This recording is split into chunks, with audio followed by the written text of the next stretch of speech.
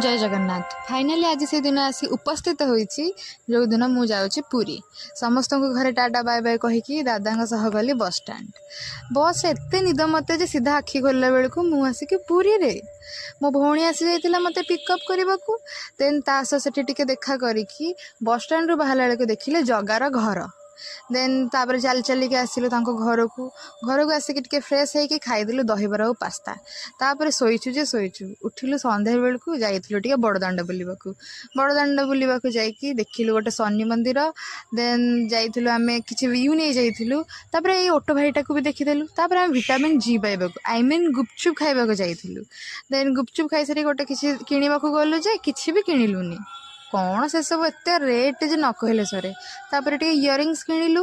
Smart बाजार भी गलु। Smart बाजार भितर को गलु गोटे जिनस आनलु जोटा कि सरप्राइज आपण पर देखिबे। खुशी खुशी घर को आसिलु।